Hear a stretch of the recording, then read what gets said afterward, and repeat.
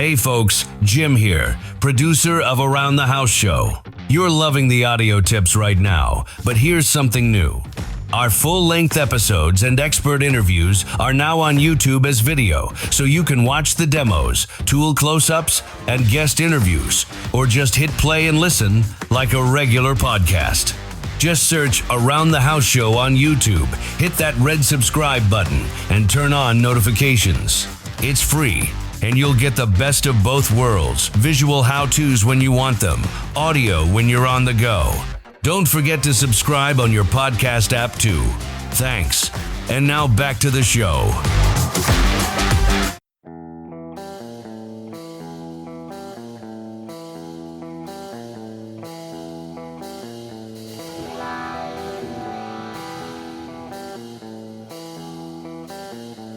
Everybody stop what you're doing, please! When it comes to remodeling and renovating your home, there is no better show on your radio. This is Around the House with Eric G. Where's the hammer? From your back fence to the sidewalk, Eric will tell you how to keep it all in tip-top shape while helping you save a buck while doing it. If you like DIY projects, it takes a lot of practice to get good at it, and Eric is here to guide the way. Is it on the, go up on the other floor. Somebody go up there and stop the hammering. All that and more on the fastest 2 hours of home improvement radio. These are the wrong plans. These are the old plans. Oh! Welcome to Stop it! Around the House with Eric G.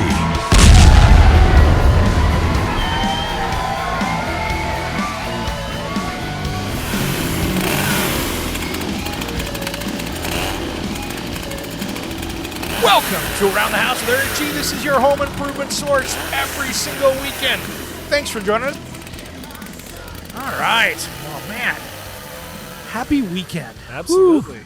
It's been a wild one. It's been a wild one. Sometimes these weeks, They seem to be getting longer. man, they are just cranking right along. We've got a lot to talk about today.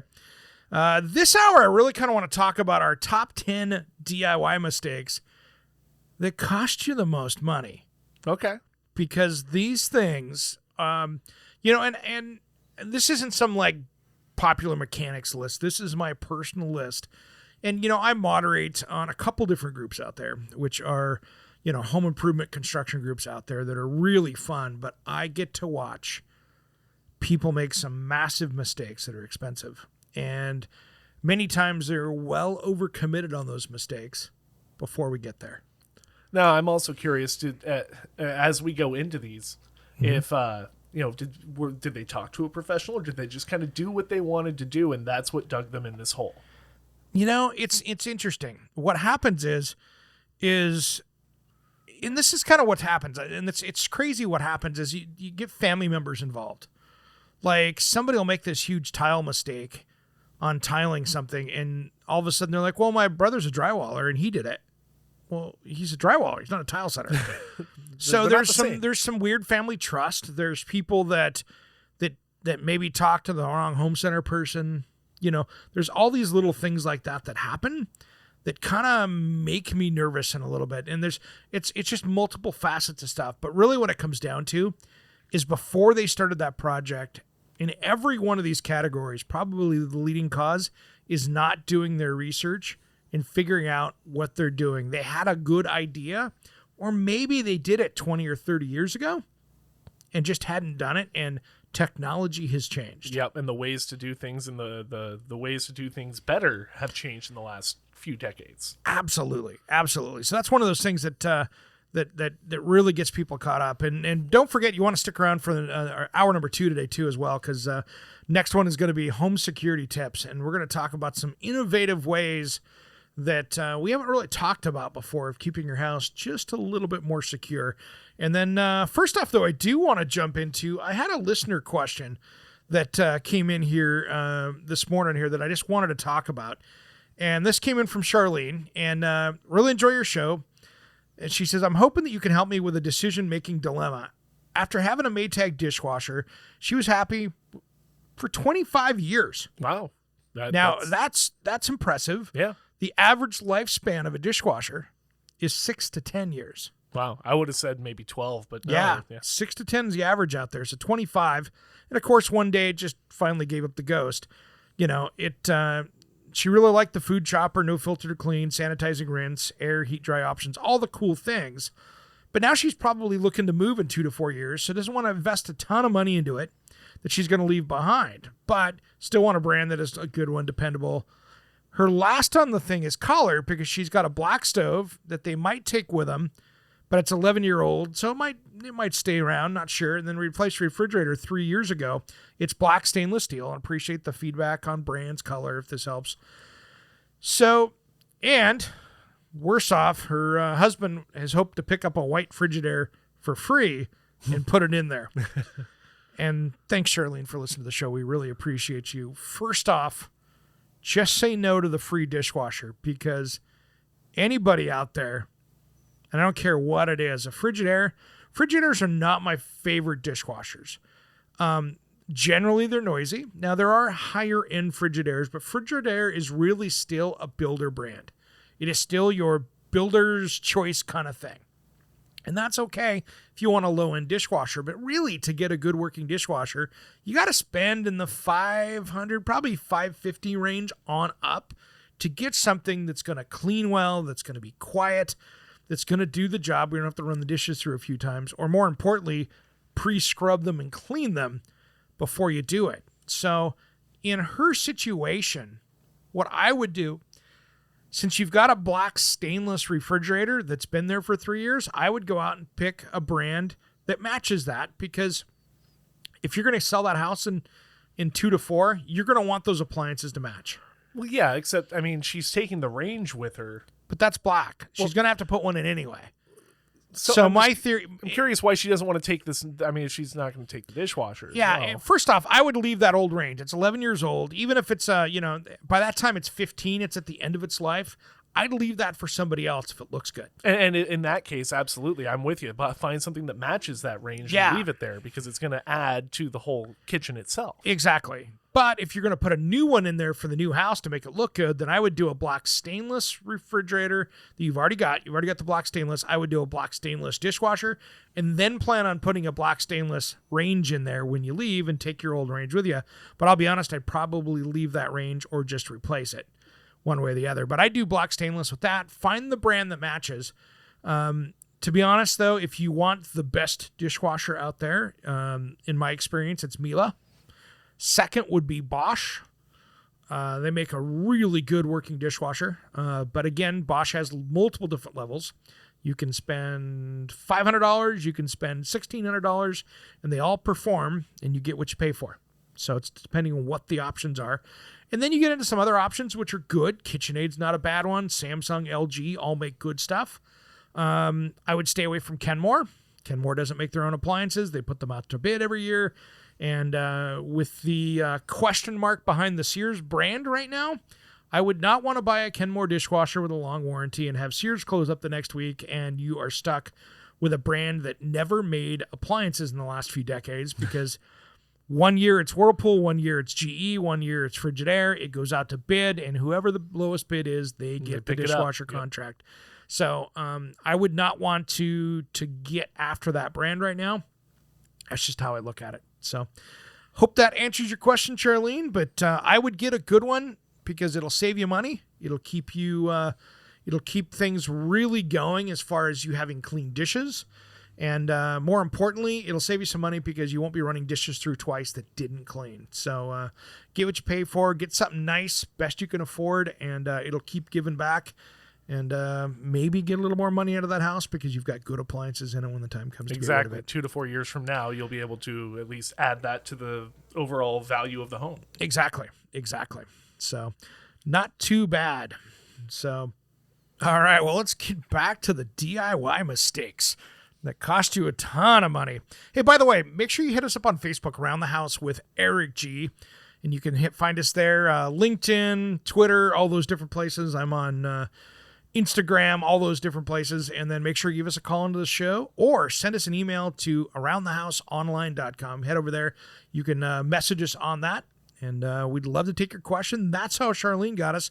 She hit us off the website, and you can do that too. But if you want to call into the the show, you can do that as well. Our number here is 971-233-8992. You can give us a call 24 hours a day, 7 days a week. Leave us a message. We'll call you back and record it.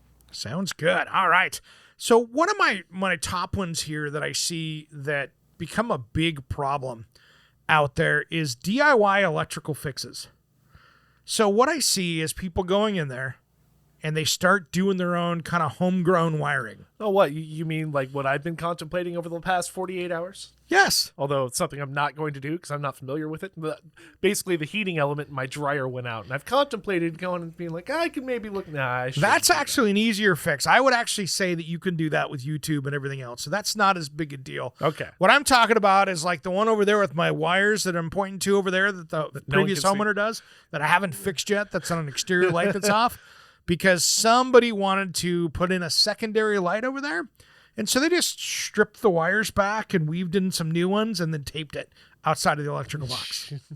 That's high grade work right there. That is not what you do. So no. Those are the things that cause house fires. Those are the things you got to be very careful with.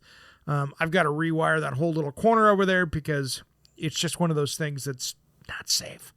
And you see that. I mean, I can't tell you how many times that I've seen people that have done remodels, and what it comes down to is when they tear a wall out or something. Yeah, that's what I was thinking, wall wiring. They take a wall out, or they put a bigger opening in, and then they're moving electrical, and all those things like that get really ugly really quick when those things happen, because you just got to be careful. You know, you see more fires that way, you know.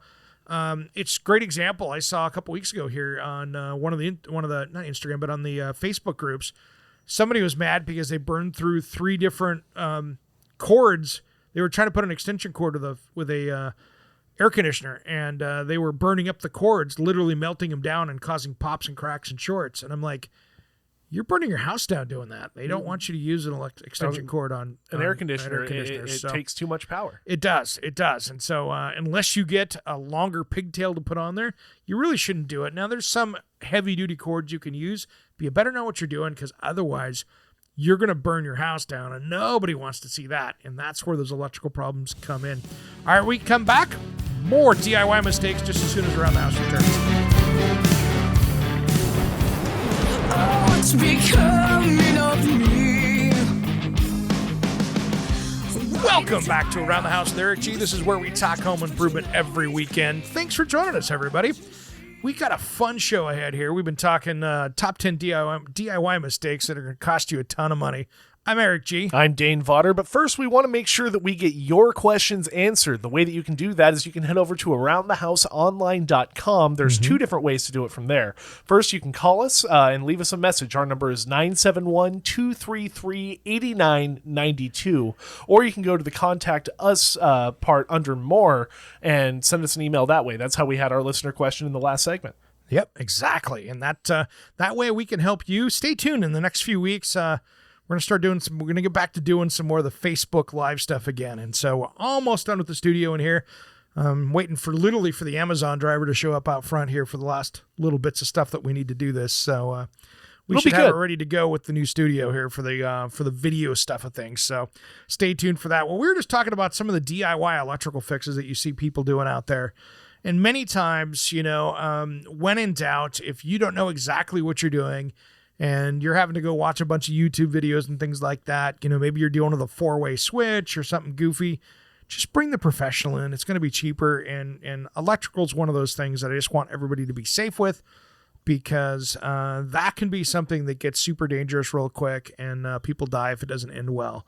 So just be careful out there, guys. This is just one of those that you better know exactly what you're doing before you start the project. At least, I would say, at the very least, consult the expert. You don't have to necessarily pay them to do it, but consult them. Let them know what you want done, and then they can tell you if it's feasible for you to actually be able to do that. Yeah, and a lot of times, though, here's the one thing though with that, if you talk to an electrician, they're not going to want the liability of coaching you many times. They're going to sit there and say, better hire us. No, well, I guess I'm mainly saying if you know somebody, personally, there we go. If then, you've got somebody that can help you with it, then you're good to go. I get what you're saying. saying. That is a professional. Yeah, not just your buddy that does some roofing and you want him to do some wiring. It's a little different. Exactly.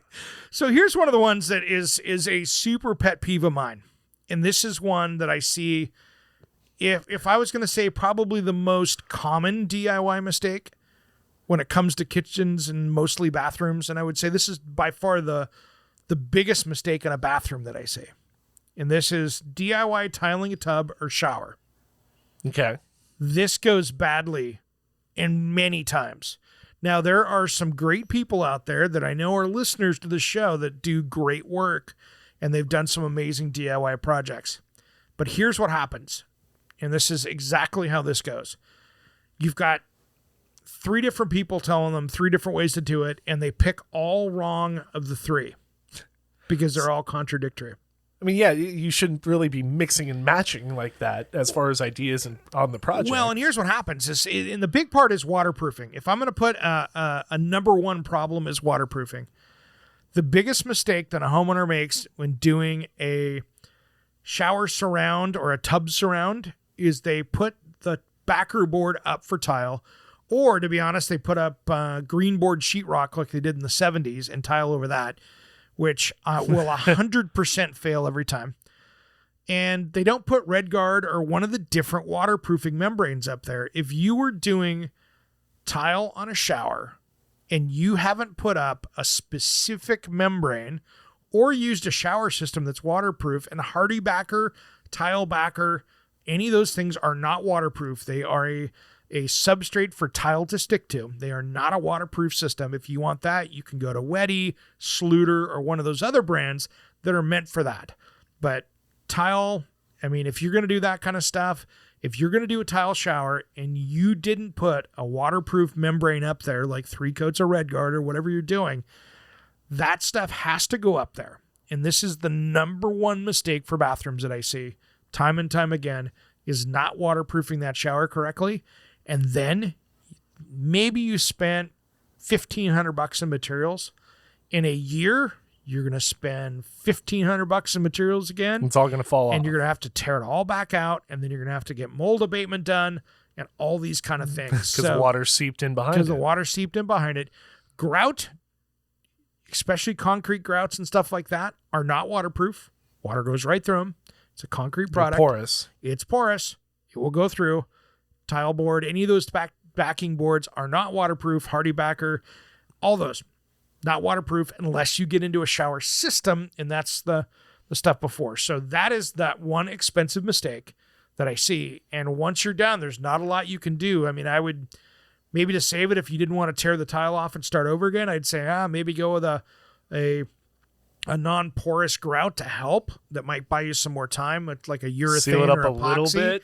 But you're betting on that grout, and as soon as that grout fails someplace, and it will, then what happens is you've got water behind it, you've got water going on the wall, and now you've got a problem. Mess. So that's one of those that I just want to be super clear about, because that's a hard one.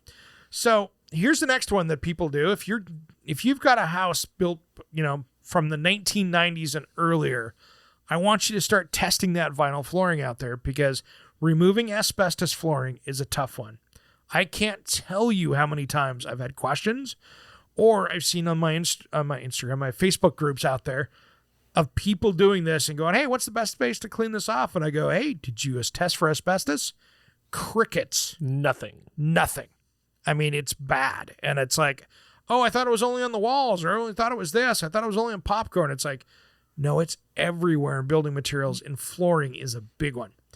So it doesn't matter. And I want to make sure that people will go, oh, it's a square tile. Only 9x9s have, no, they made 9x9 and 12x12s. Test it. That way Now you know how to legally dispose of it and get rid of it. And then you know that you're not spreading this junk all over your house. I mean, if you get rid of it, I see people, I vacuumed up with a shop vac. Great. You just took that and put it everywhere. So that is one of those ones that I really want you to make sure, that you get on top of that, because that's one of those things that's going to get expensive. And if somebody finds you, it's even worse. More of Around the House just as soon as we return. To make a better day. You know, two things only get better with time. Women and wine. Hey, this is Farewell, Angelina. And you're listening to Around the House with Eric G. It goes down so smooth. Ooh, it makes me want to pour gold in this glass, 'cause that color red never looks so good, so good. Let's pour gold in this glass, 'cause that color red never looks so good. Welcome back to Around the House with Eric G. This is your home improvement source every single weekend. And if you listen during the week in the podcast, it's all during the week as well. So we've got the midweek special on Wednesdays, and on Thursdays, of course, we have the Around the Toolbox special, which is for the trades and construction and design and all that other stuff. So we kind of jump all over with that.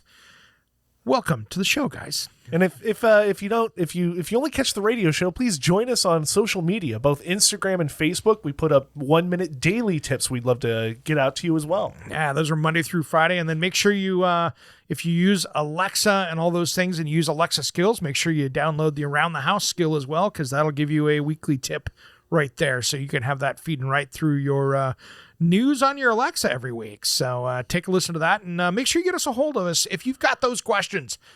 We've had a lot of them this week, and I've been answering them, and we just put one on the show earlier in the segment. But give us a call, 971-233-8992. That's 971-233-8992.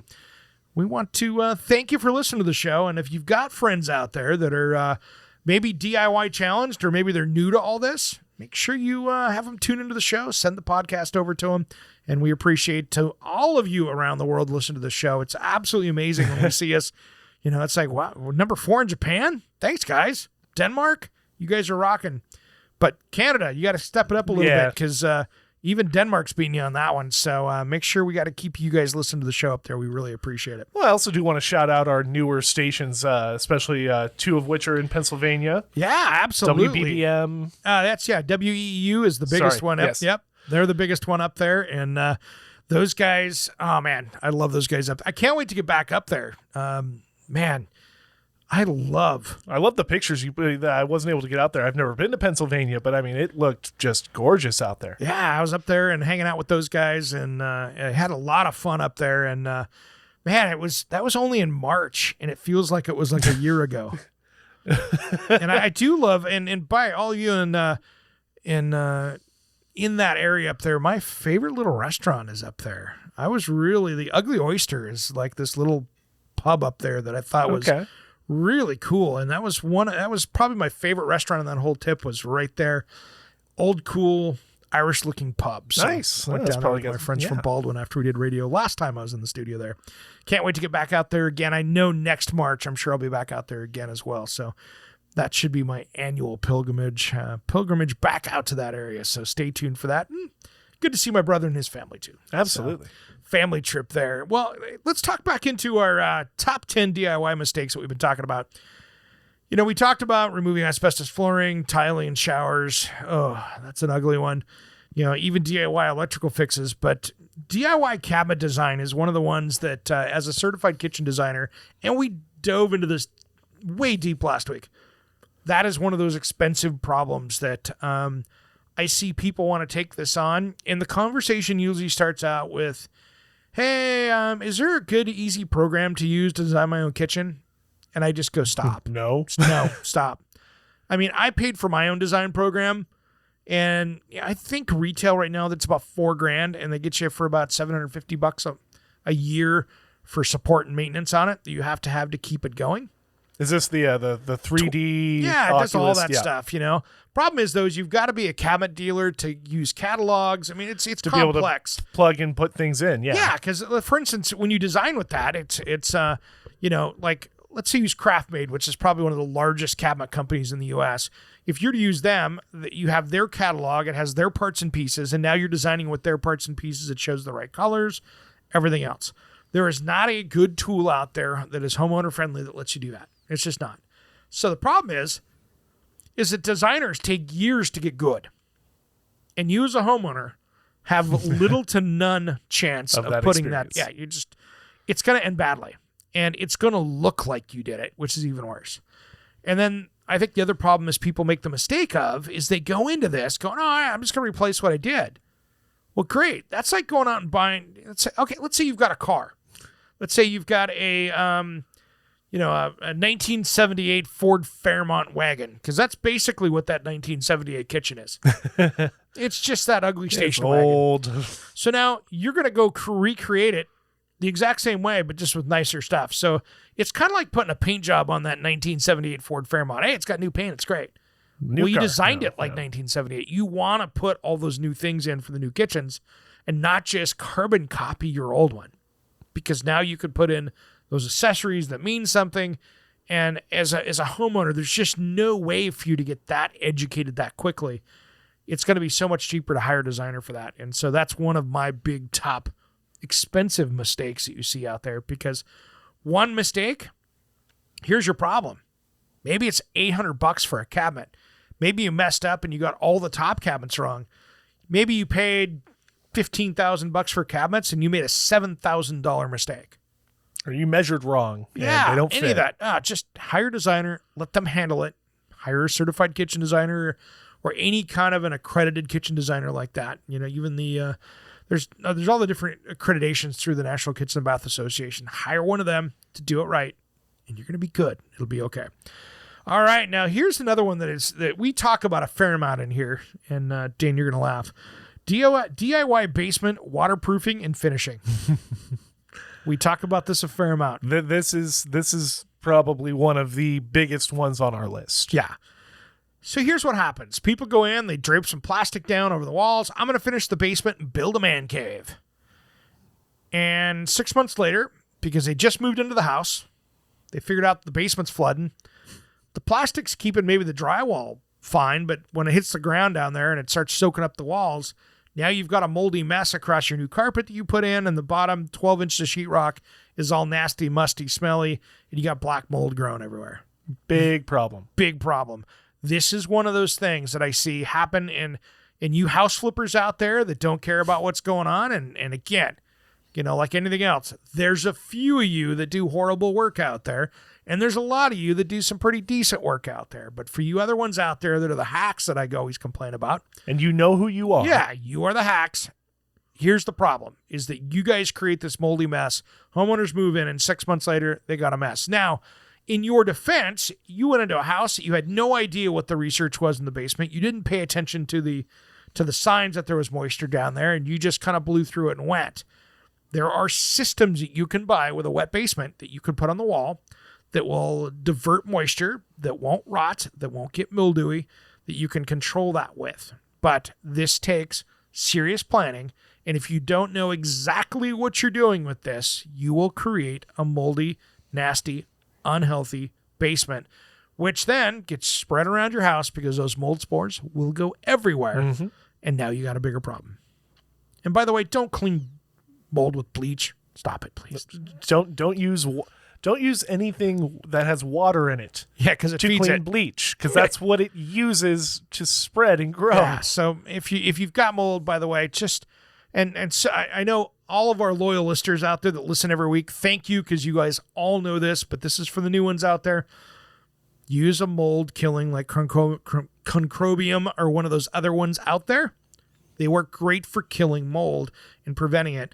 And then if you got to do some painting, there's some new Zinsser primer out there that is actually mold killing primer. So once you've killed it, you can put that over the top, and now you're good to go. And it basically seals it away. Yeah, so you're good to go, and it'll keep it from growing again. So that's another one of those big tips. Now, here's another one I want to do before we go out to break here. This is a big one. Painting a deck. Here's the thing. Let's say you've got a stained deck, and you're like, it's getting a little old. I'm going to paint it. Awesome. Just realize that paint is not going to last as long as the stain did before. Because you're painting over the stain. Yeah, and the paint is just a solid color, so a stain soaks mostly into it, and there's a wear layer on top, and it's really down in it. Now, as soon as you put something that's on the top, like a paint, it's going to flake off. It's has nowhere to absorb and soak into. It's not going to work well. And the problem is that once you've done that, now you've committed to having to sand the deck every time when you do that. And so if you do that, or if you use one of these newer Deck Restore thick coatings over the top, it goes on like almost like an overly dried thick, almost like peanut butter paint you put out there. Okay. It's super thick and it goes on really thick layer. That is what I call the last ditch effort to save a deck and get a year or two out of it. Because here's what happens. You put this stuff on, it's almost like bed liner for a truck. It just goes on super thick. The problem is in 2 years when it's peeling up, you can't touch it up again and make it look right. So at that point, you're just about to the position of, okay, I need to rip the deck boards off and start over. That's about the last thing you can do. That is your Hail Mary shot to make your deck look good for a couple years, to make sure you put enough money in to put in a good composite deck or something on the other side of that. Because I'll be honest, that's that one that once you've painted it, you can't go back very easily without really spending a ton of time sanding it off, and you wouldn't want to use any kind of a stripper on that because it's just going to be a mess. So you're committed. And once that, I've got a painted deck on my house out here, I'm going to paint it one more time. And because it's not peeling yet, but I don't like the color, I'm going to paint it one more time, and then it's all coming off, and I'm going to put a composite deck on it because I'm just not gonna mess with it because I don't want to do deck finishing. I have, my situation is on most exposed decks here, especially in the Northwest where we're heavy rain on our side of the hill. You get 2 years out of the best finish, and then you're overstanding it again. And I just don't want to put that many chemicals out on there because it's just really not going to matter. More of Around the House just as soon as we return.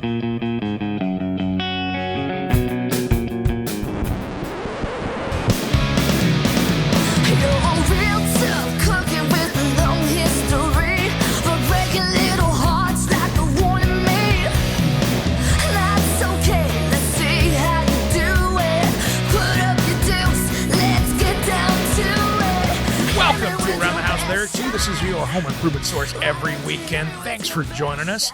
Hey, want to hit us up on Facebook? Please do. Round the House with Eric G. Hit us up on the website, which is aroundthehouseonline.com. And of course, Instagram, Twitter, all those other places. We've got the daily tips going up there as well. And make sure you enable that Alexa skill for Around the House with Eric G. You go into your skills menu, add us in there, and we'll get you a weekly tip as well. We also we want to hear your questions and your comments about the show. For any home improvement questions for us, give us a call here in the studio, 971-233-8992. If you're shy, no problem. We also have an email where if you go over to aroundthehouseonline.com, you can go to the contact us, send us an email. That's for questions or comments or concerns or ideas or anything. Absolutely. Into that right there. And hey, when you're listening to the podcast, make sure you leave reviews. We love those on there. And maybe we'll share some new ones up here once we get a few. So yeah, we'll have some fun with that. We're starting to get some stuff in the bank. We are. Some other things that we haven't quite aired. No, we got some cool stuff coming up. By the way, we will have a contest coming up. So Dane, we're not going to talk about it yet, but it's sitting over there. And some of it's sitting right next to him over there, next to his chair of some of the stuff we're going to be giving away. That's going to be fun, isn't it? We've been talking about this. I've been looking forward to this. We have, just waiting for the rest of it to show up, and we'll be good to go. So stay tuned for that one. Well, hey, we're going to run out of time, so I don't want to make sure we've got plenty of this list because I've been not going through this list as fast as I thought I would. I want to talk painting for a minute because we just talked about painting a deck, but really there's two more items on this list that are painting that I think are really bad ideas. One is painting concrete. Painting concrete is one of those things that's really tough to do and make it stick there. I love staining concrete. I love doing stamping and those kind of things where they go through and do stuff. But when you put paint on concrete outside, it goes sideways really quick. And now you're chasing it down. So now you're grinding it down, sanding it, doing a bunch of stuff. I say if you're going to be doing concrete painting, you should be looking at epoxies and those kind of professionally applied finishes. And I'll be honest, I love painting. I'm really good at it. I don't paint my own garage floors anymore. I don't. I've had it fail so many times. Now I call in professionals and have it done. And just have it sealed? I have them come in and they'll, we'll do a paint in this garage floor in here one of these days. And I will have a company come in. I'll clean everything out of the garage. They'll come in. They'll grind it. They'll clean it. They'll get all the prep work 100% because if your prep work is at 99% and not 100%, and you miss one little area, one little thing, it comes up the size of dinner plates when you pull in at the hot tires in the summer. Yep. And you have big pieces of paint missing, and now it looks horrible. So I had a brand of paint do that about 15 years ago in a garage that I built. Learned that lesson, and the company went, oh, wow, it had warranty for not doing that. They sent a company out to do it. They ground it all down, redid it again, and it still did it. So I don't buy DIY brand finishes for garage floors anymore because I just, with hot tires coming in and stuff like that, I just haven't had it successfully be done. So, and that was over fairly new concrete that had just cured too. So this wasn't like there was something weird in it. It was well cured concrete. The other one, vinyl siding. The whole reason people put on vinyl siding is to not have to paint. And if you don't like the color, my best advice for you is to go through and replace that, put up a good hardy board siding that you can go through and put paint on that will last decades, and you'll be really happy with it. Vinyl siding, the problem with it and why you don't see it, it's kind of funny. Vinyl siding is very popular in the East Coast, so you guys out there in our East Coast family sees it all the time. Out here in the West Coast, it was popular in the 90s and 2000s, early 2000s. And then it started getting moldy on the outside, and it started getting chalky, and it got a stigma of being very low end. So you just don't see too much vinyl siding on the West Coast anymore. But it is extremely popular on the East Coast. So it's interesting how those trends go back and forth. However, even though there are paint companies that make paint to paint it, don't do it. It's going to be a mess. It's going to be a nightmare. And in all those little chalky areas, the paint doesn't like to stick. And now it comes off, and then you've got a problem. So it's just one of those things. If you don't like it, tear it out, put a real siding up there that's a hardy plank or one of the concrete, composite sidings up there. Put the new siding up, paint the color you want at your house, and then in 10 years, if you don't like it, you can paint it again. Yep. But just leave that off. Now, here's one of the ones that I see going sideways as well, is really DIY window and door placement. And you could actually put it in and do a really good job where the DIYer makes the mistake is they don't use the right flashing around the top of the door, and they don't use the right flexible flashing around the outside. So it's water intrusion that happens with this. That's where the biggest window mistakes and door mistakes happen, is that they don't get it sealed off well enough. You don't just put that in there, especially if you're doing siding, DIY siding and stuff. You don't do that underlayment correctly for the high performance building stuff. And that's one of the things that I've learned the most from all my speaking engagements, working with these other guys that I work with that are out there training when I go off and do these events, because now I'm working with guys that are experts and I can learn from these guys. And it's funny, when you're talking to window and door guys, that is where the professional stands out. Because if not, in 2 or 3 years, you got a moldy wall cavity because water was getting back in there, and they're like, why is it getting moldy behind my curtains? Well, it's because it's been leaking water for 2 years when it rains. So these are things that are really the gotchas. So if you're thinking about tackling one of those projects, just spend the time and make sure that you've got that part dialed in, because that is really, outside of getting it plumb and level, the most important part of this, because otherwise you're just going to be redoing it again, and you'll probably rot out the window as well if you're using a wood window. So you just want to make sure of that one. And then here's the one that's kind of the pet peeve from watching too much Chip and Joanna Gaines. Demo day. Grab the sledgehammer. Yeah, don't bring the sledgehammer out to take walls down, please. But it looks so fun. It is, and I love it. But here's the thing, and I want everybody to make sure of this, because I've seen it done. I've seen this. I've been in a room watching this happen. Demo day, somebody goes, swings the hammer, and there's a water line back there. Poosh. I've had my water line mistakes. I mean, I've put screws through them. Oh, yeah. I mean, it's funny. I was putting in our last house, I was putting the TV up. Right through it. You know what's funny was it hit water so hard that it went and hit the window on the other side of the room. Ooh. And how did I do? I needed to go turn the water off to the house. I went over and opened the window out. It blew the screen out. But water was clearing over the couch. There was no water in the house. There's no water in the house at that point until I turned it off, and then it came down. But it was quite the mess. And so that's kind of the last one here, is just making sure in the demo day that you go in there, carefully remove the drywall. You can bust it open. But again, don't be taking the cabinets down with sledgehammers and that stuff. take it apart, surgically remove it. That way, maybe you can donate a few more Recycle things. it, yeah. Recycle it, and then nobody gets hurt, and more importantly, nobody damages the stuff that you're trying to keep. Causing because more problems. No, there's always something hiding back there, and that's where it's going to be a big, big problem. All right, coming up, home security tips in hour 2, just as soon as Around the House returns.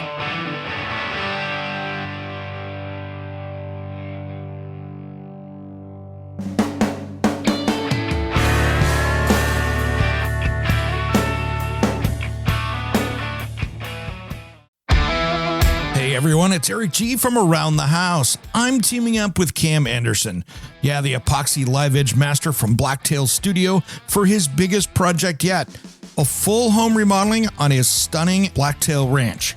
We're talking about this charming but dated farmhouse, from lead paint chic to a modern functional dream home. Structural fixes, smart layouts, custom woodworking flair, real budgets, hiccups, pro tips, all documented step by step. If you're a Blacktail fan or love epic renovations, this is your series. Head to my YouTube channel right now, search Around the House Eric G, subscribe, and check out the Blacktail Ranch playlist. Cam's intro video is live, and a fresh episode will be dropping very soon. Don't miss this transformation and subscribe today.